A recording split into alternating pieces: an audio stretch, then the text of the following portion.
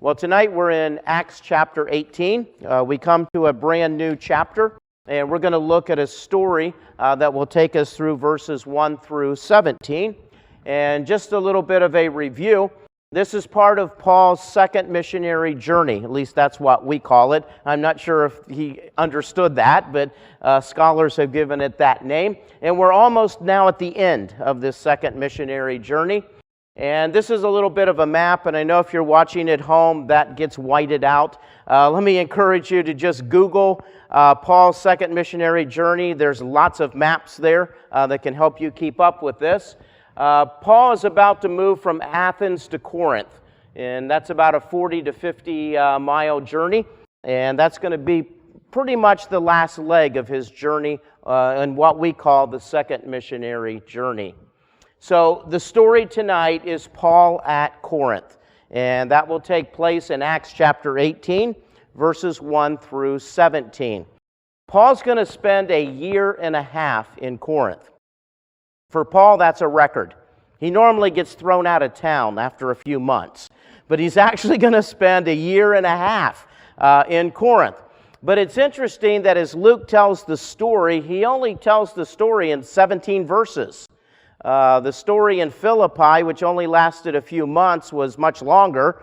And even his speech in Athens, which probably only lasted a few weeks, his time there, was even longer. So Luke is really selective in what he presents. But what he presents in Corinth is going to be absolutely huge for the movement of Christianity throughout the Roman Empire. And we're going to look at that this evening. This section breaks down into two parts.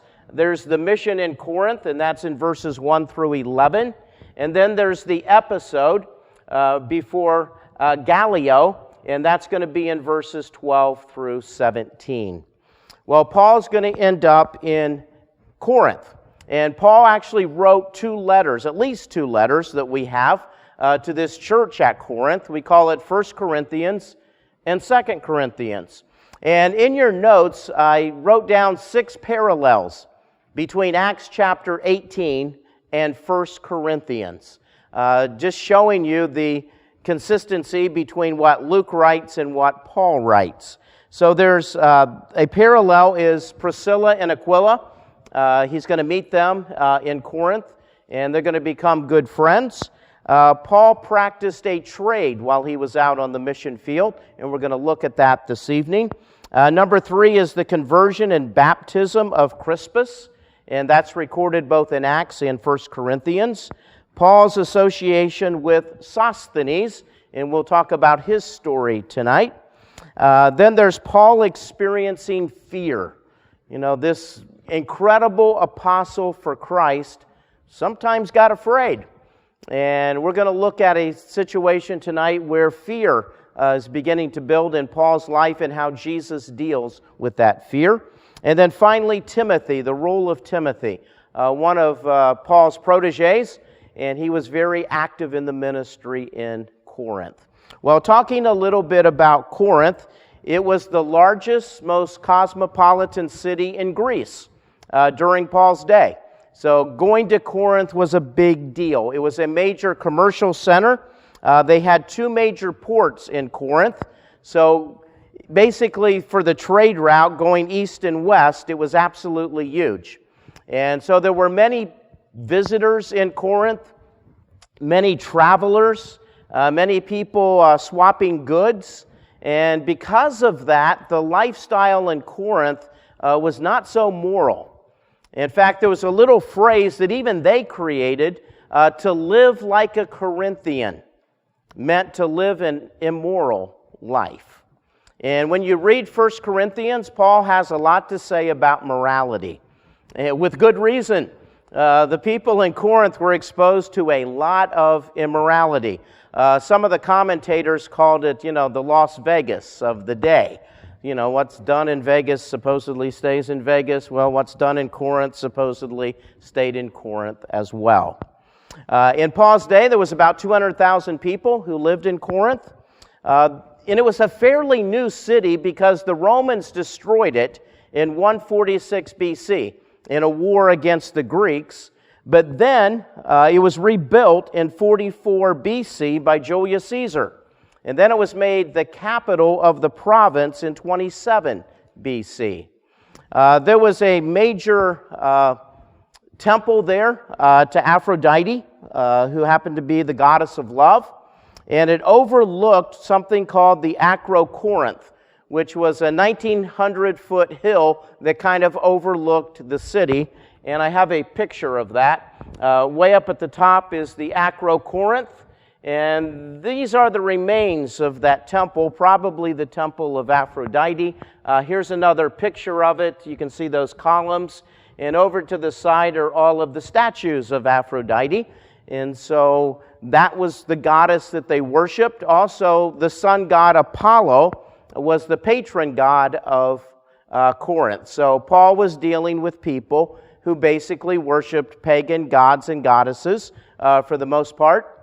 And that's what he would find in Corinth. Let's begin with the mission in Corinth, and it begins in Acts chapter 18, verse 1. After this, Paul left Athens and went to Corinth. Now, it was interesting that the story of Athens ends rather abruptly. Paul gives that great speech at the Areopagus, and following his speech, we find that a lot of people were mocking him. Some people said, we'd like some more information about what you believe, and a few actually trusted Christ. And then all of a sudden, the story ends. There's no word about Paul trying to disciple them or trying to get them into a group, form a church. There's nothing said about that. It's just all of a sudden Paul leaves. And Luke doesn't even say why. He just abruptly decides to leave, and he goes to Corinth, which is about 40 to 50 miles away. When he's there, verse 2 says, he met a Jew named Aquila, a native of Pontus, who had recently come from Italy with his wife Priscilla, because Claudius had ordered all Jews to leave Rome, and Paul went to see them. So Paul finds some fellow Christians in Corinth, Priscilla and Aquila. And we know that Aquila was from Pontus, and many scholars think he may have been a Roman citizen because of that, but he was certainly Jewish. So this is a Jewish couple. This is a Jewish couple that believes in Jesus. And that's good news for Paul, to meet up with someone who's a fellow Christian, someone he can hang out with. And we're going to find that he shares a common trade with them, and he also takes up residence with them. So this mission trip to Corinth is getting off to a much better start than some of the previous ones. That Paul has some positive influence in his life, somebody to share ministry with. It's interesting that in most times Priscilla is mentioned before Aquila. And especially back in the first century, you would always mention the husband first. But in the scriptures, often Priscilla gets mentioned first. And scholars are asking why. One possible reason is she comes from a royal distinguished family, and that's why she's mentioned first. The other reason is she was actually the spiritual leader. And when it comes to Christianity, she was the Bible teacher.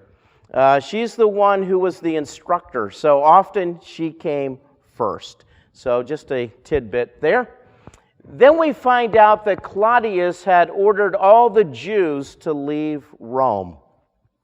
And a Roman historian named Suetonius indicates that there was some commotion being caused by someone named Christus. And the Jews were fighting over this and rioting because of this. And most scholars think that the name was actually misspelled. It should have been Christus instead of Crestus, because Christus is the Latin word for Christ. So the Jewish people were fighting over Christ, meaning they were fighting over Messiah. And of course, we have already found out in the book of Acts, some Jewish people believe that Jesus of Nazareth is the Messiah.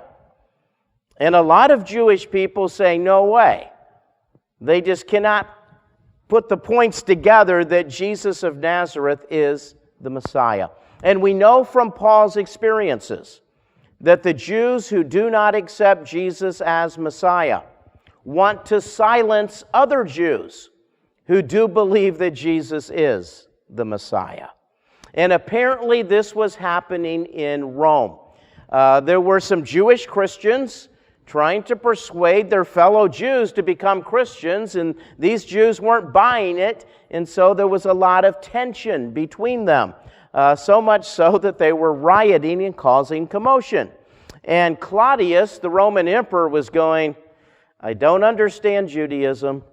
I don't understand Christianity. What am I going to do? I'm just going to throw them all out. So that's what he does. So he orders all the Jewish people, perhaps up to 50,000 Jews, to leave the city and relocate somewhere else, because he can't figure out what to do with this dispute. He doesn't want to get involved in it, and the Romans liked peace. And if the Jews were causing a commotion, they have to go. So he throws them out. And we also find out from another historian that this happened somewhere between 49 and 50 AD. So now we know when Paul arrives in Corinth. It's somewhere around 49 to 50 AD. And that's one of those key dates that we can attach to Paul's missionary journeys. So then it goes on and says, and because he was a tent maker, as they were, he stayed and worked with them. So Priscilla and Aquila and Paul are all tent makers. And there's a bit of a question of what kind of tent makers were they. One option is that they were workers in leather. And tents were often made out of leather. And if you could make a tent, you can make other products out of leather and sell those as well. So that's one possibility. The second possibility is that Paul was dealing with a fabric called silicicum, which was a cloth of woven goat's hair. And this cloth of woven goat's hair could also be used to make a tent and other items. And this particular fabric came from Cilicia, and that's the province where Paul grew up. So he may have learned that trade in his native hometown. It's also possible that as a Jewish rabbi, that Paul was required to learn a trade as well. A lot of the rabbis had encouraged their young students, in addition to being able to teach the Torah, you need to learn a trade. And so Paul learns a trade, which can help him on his missionary journey. Because certainly his home church is all the way back in Antioch. At this point, that church doesn't even know where he is.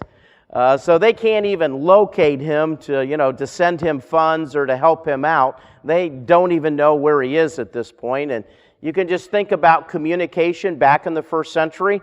Very difficult to do. Today it's real easy. Just send somebody a text, and it's over with. But they couldn't do that back then.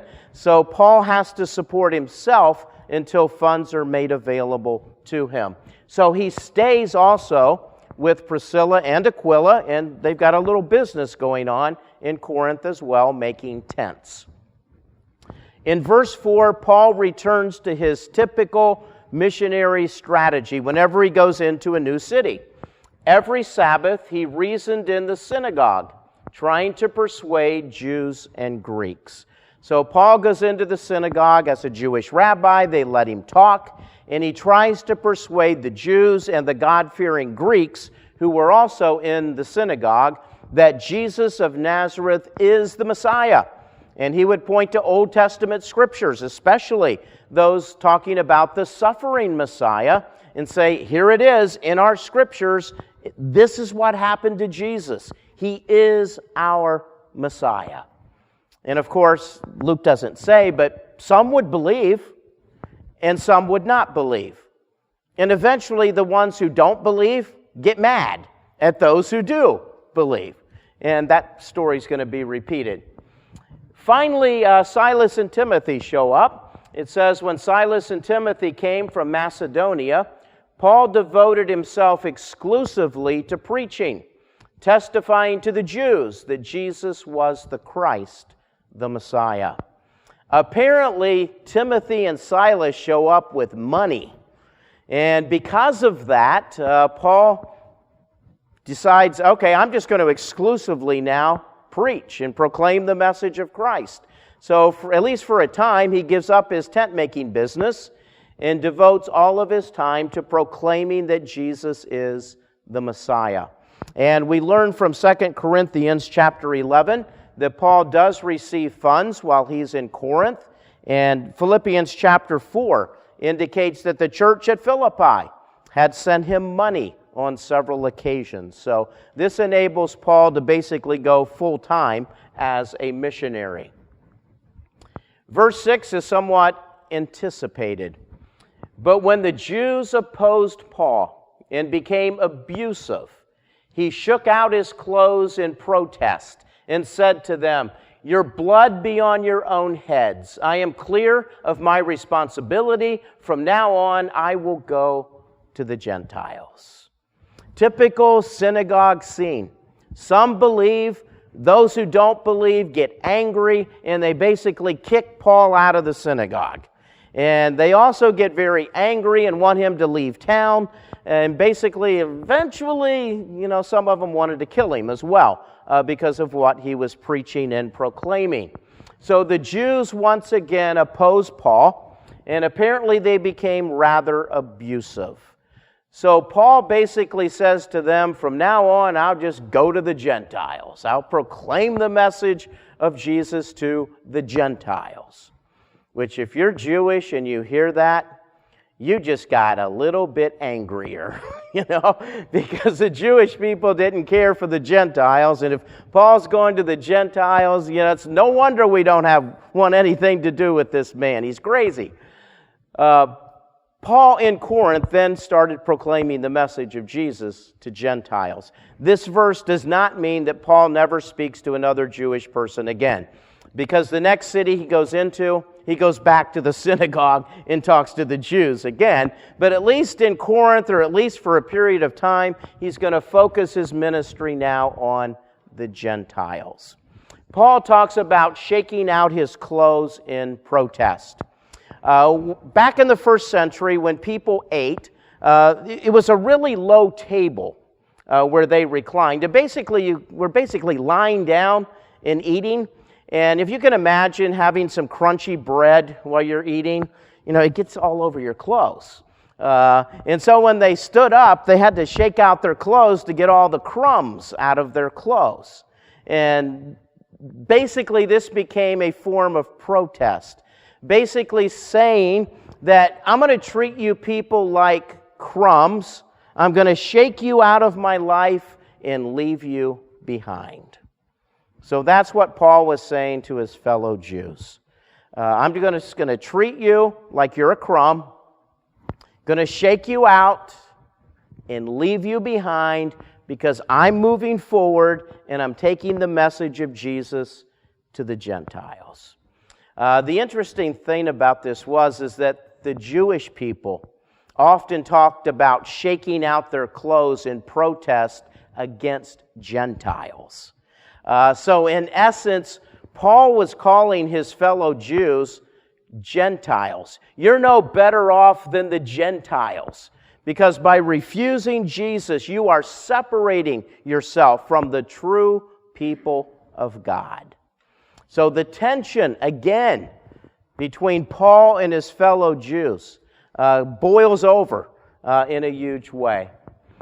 Verse 7 then says, "Then Paul left the synagogue and went next door to the house of Titius Justus, a worshiper of God."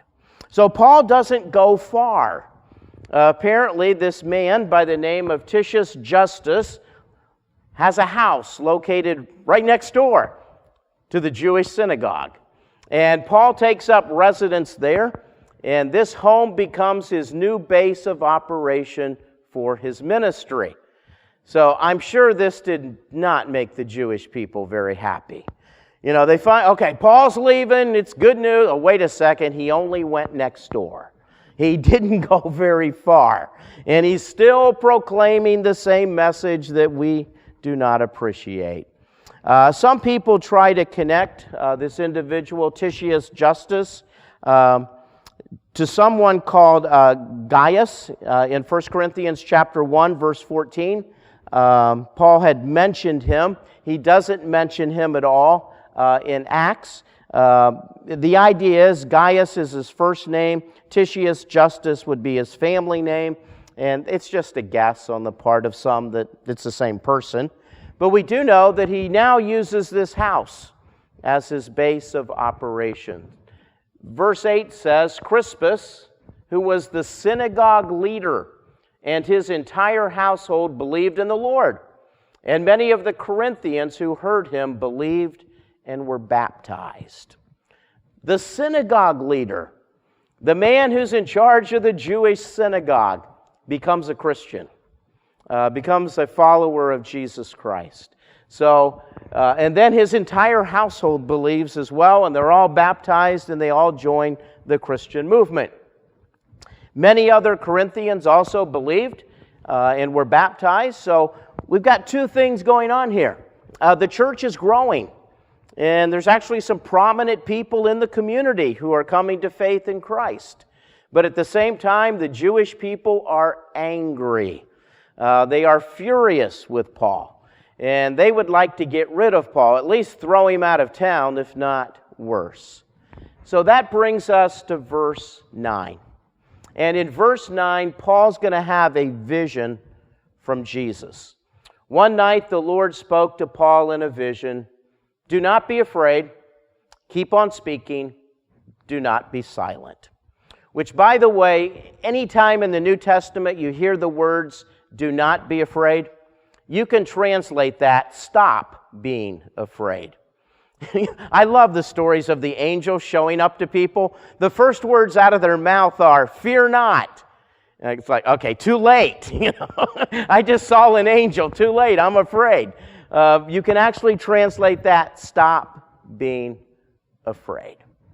So Paul is afraid. This incredible apostle of Jesus Christ is now experiencing fear. Why? Well, let's review. He goes to Philippi, begins a church, but then he gets arrested, he gets beaten, thrown into jail. And then the next day they basically walk him to the edge of the city limits and say, "Goodbye, and don't come back." So he moves on to the next town, Thessalonica. And again, things are going well for a while, but then the Jewish people there, just like in Corinth, are opposing him. And they go looking for him and can't find him, and they find the person he's staying with and force that person to post bail, meaning Paul has to leave town. In fact, there are some other evidences in Paul's writing that he tries to go back to Thessalonica, but the door is closed. He cannot go back. He does write a couple letters, but he personally cannot go back. So he moves on to Berea. And things are going even better in Berea until the Jews from Thessalonica find out where he is in Berea and come and find him and start harassing him. And so the Christians in Berea say, "Paul, for your own sake, you need to leave town for your own safety." So Paul goes to Athens, and he's there alone because Silas and Timothy are back in Macedonia and other places. And Paul gives a great message to the intellectuals there in Athens, but he has limited success, and he ends up leaving and going to Corinth. And things are going well in Corinth. We saw that in verse 8. But now there's that opposition one more time. And Paul's thinking, it's just a matter of time. They're going to run me out of town. I mean, once again, once things start going well, something bad happens, and I have to leave town. He got discouraged, fearful. Ever been there?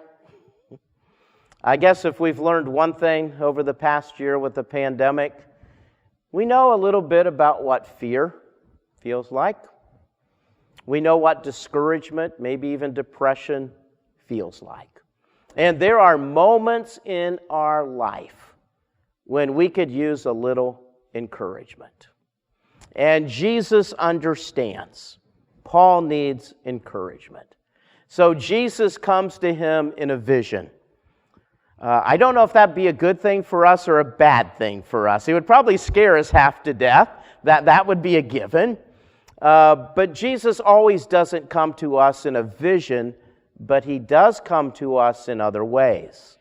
When we read the Bible, and all of a sudden what we're reading kind of jumps off the page and has great meaning for us, that's Jesus encouraging us, talking to us. When we pray, and we can just feel his Spirit moving, that's Jesus encouraging us. One of the great sources of encouragement is fellow Christians. Being around our fellow Christians, studying the Bible together, praying with each other and for each other.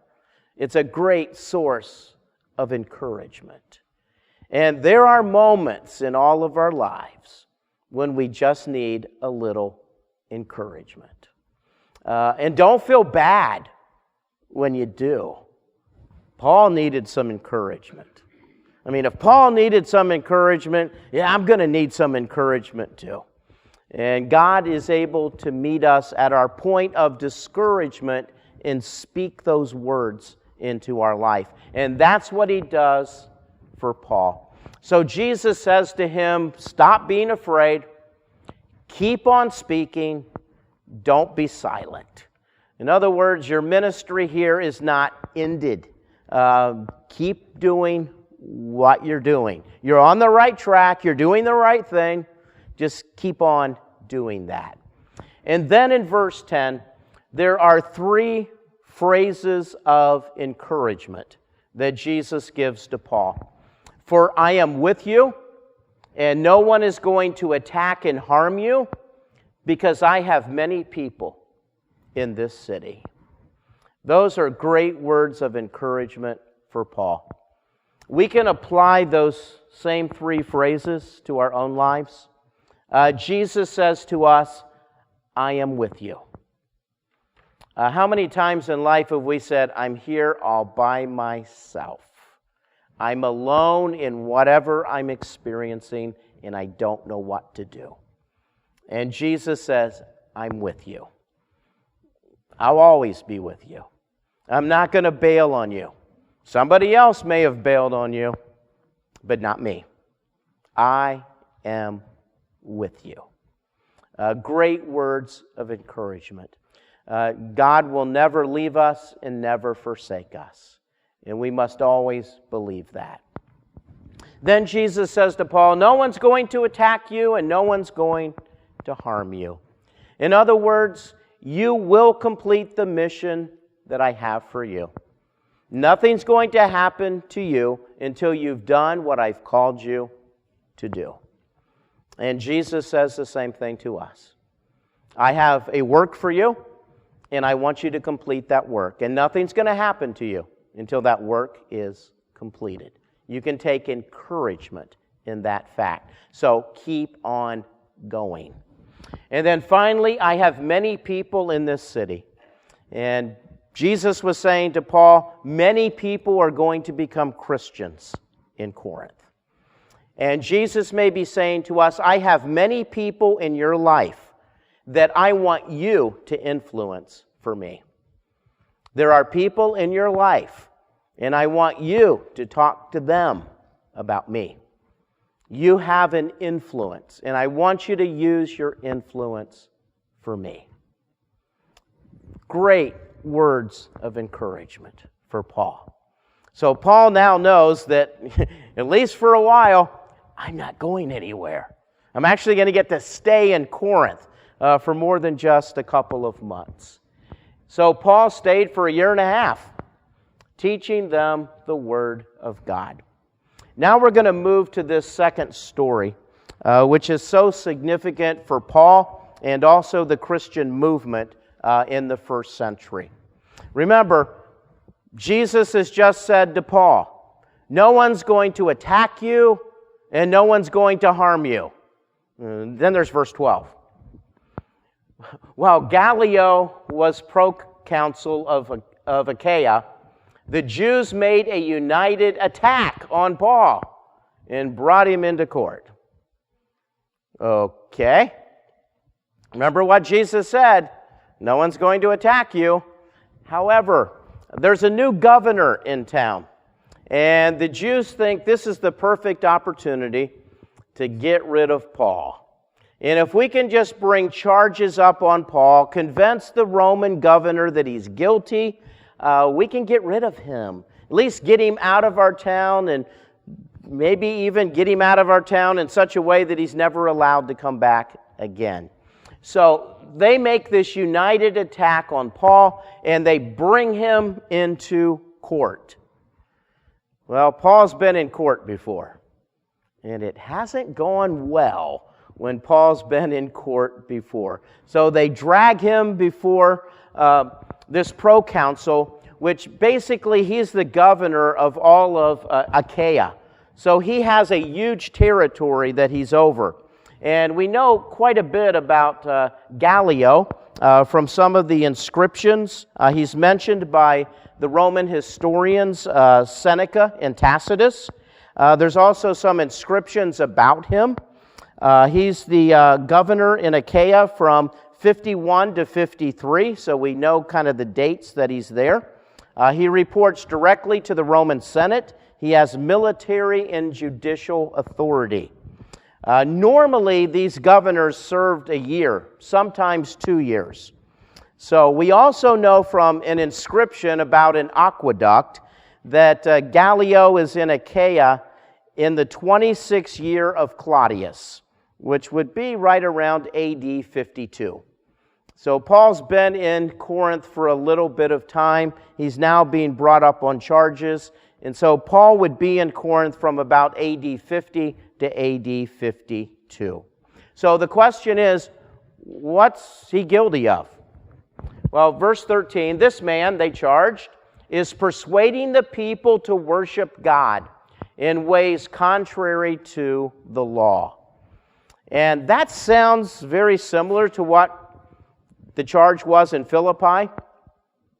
Also, basically, it wasn't a charge, but it was an accusation in Athens. He's telling us about strange gods, and he's telling us about strange teachings that we've never heard before. But the real question is, what law are we talking about? Is he breaking Roman law, or is he breaking Jewish law? And that's a critical question. The Jewish people may be saying that this man, who's a Jew, is teaching things that are contrary to our religion, and therefore he should not have the same protection as the rest of us who are believers in Judaism, because the Romans had given the Jewish people freedom of religion. Back years ago, the Jewish people made a deal with Rome.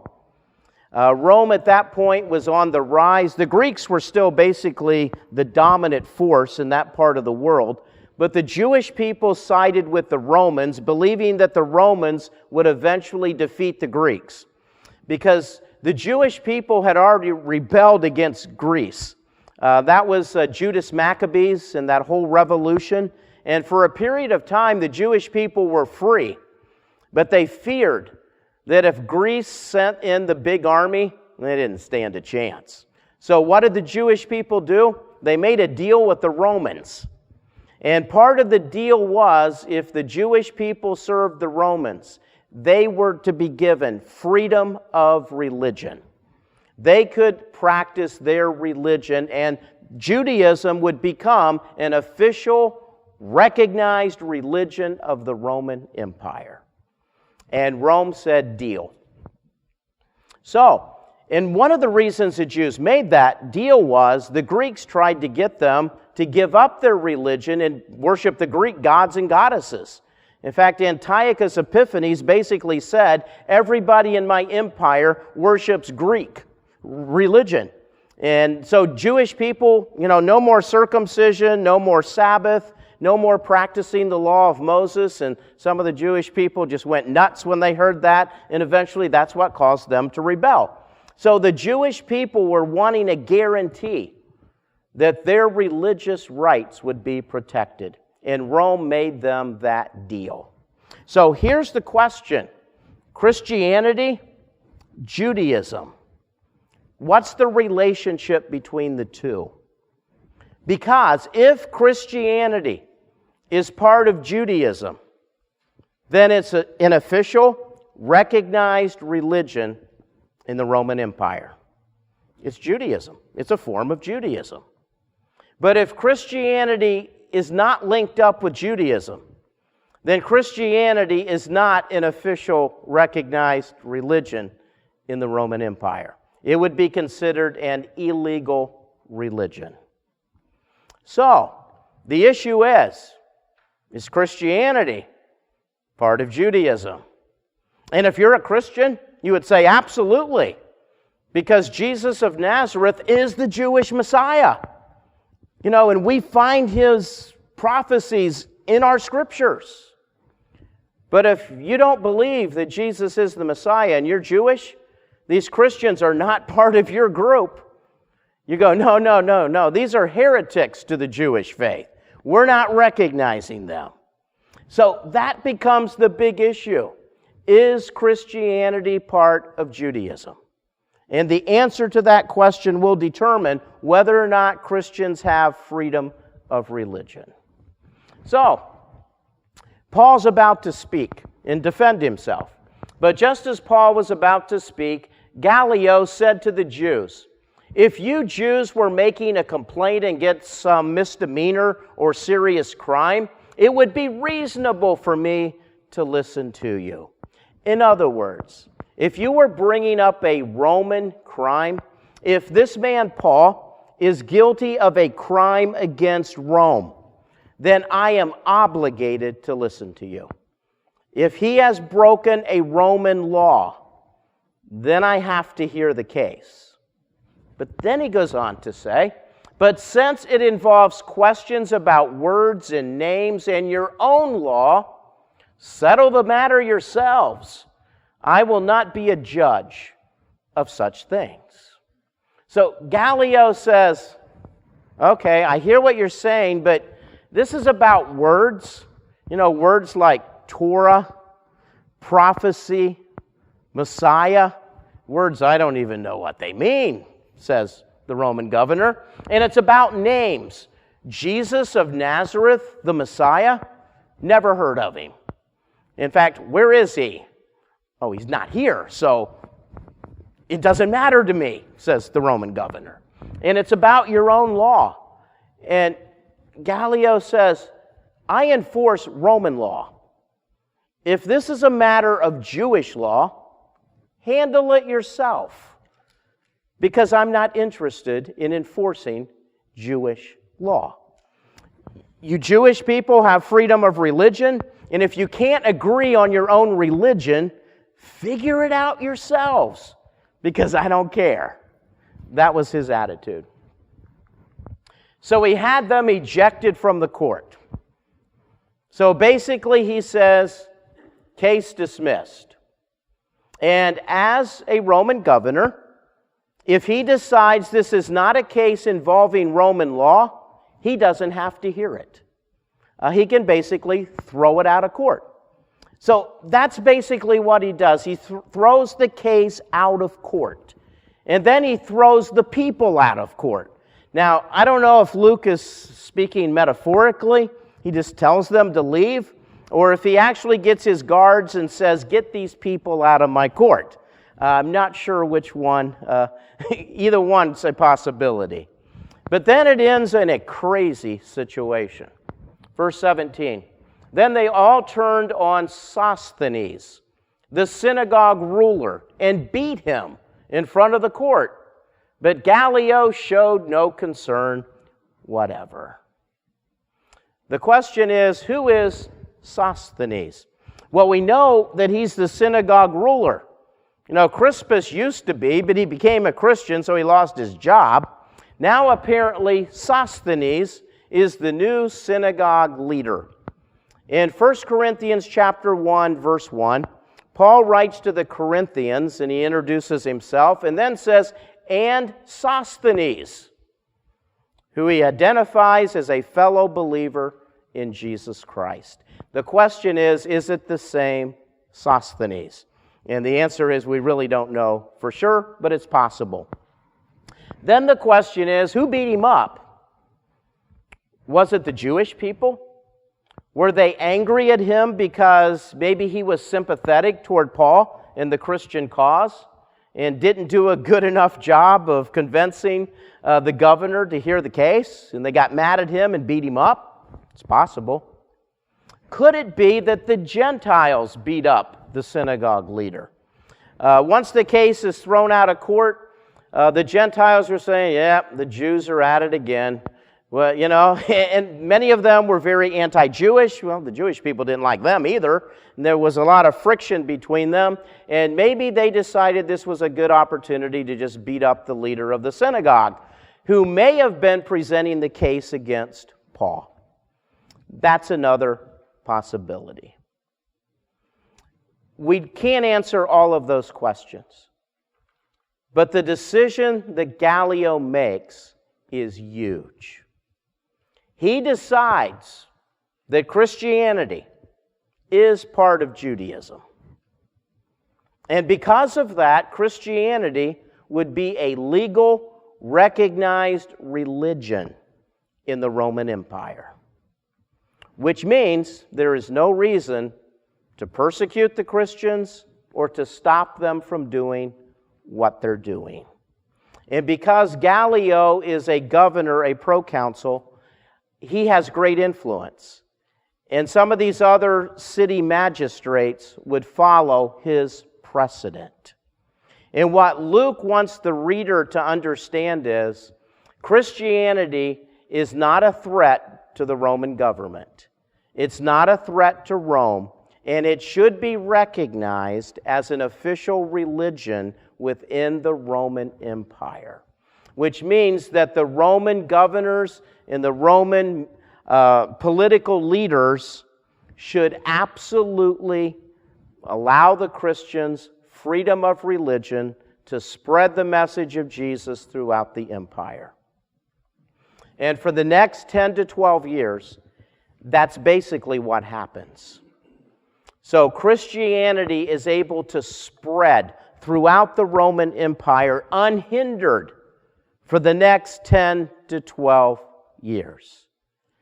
Until Nero and the Great Fire of Rome, which according to historians, it was Nero who set the Great Fire of Rome, but as a typical politician, no, I didn't do it, somebody else did it, who can I blame? And he blames the Christians. And at that point, there's this horrific persecution against Christianity. And I am absolutely amazed that Christianity made it out of that persecution. It was that bad. But it did. It survived. During Nero's reign, Paul will lose his life. He'll be martyred. Peter will be martyred during the reign of Nero. It was just horrific. But from this period of time, from Gallio until Nero sets the fire, there's freedom of religion throughout the Roman Empire for Christianity. And because of that, it's spread like crazy. And as Luke continues this book, there's going to be that discussion again, and again. Is Christianity part of Judaism? Because that's the key question.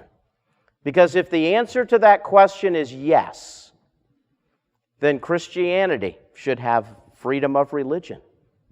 But if the answer is no, then Christianity is not a legal, recognized religion in the Roman Empire, and therefore it can be stopped.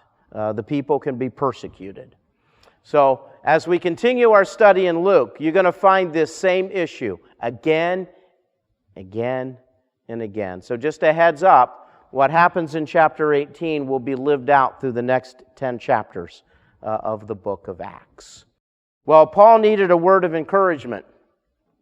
Maybe you do as well. Wherever you are in life right now and whatever's going on in your life and the life of your family, you may need a word of encouragement. Those words from Acts chapter 18, verses 9 through 11 can be a word of encouragement to you as well. Jesus is with you. He's got a plan for you, and He wants you to complete that plan. And He will be with you through all of that. You can count on Him.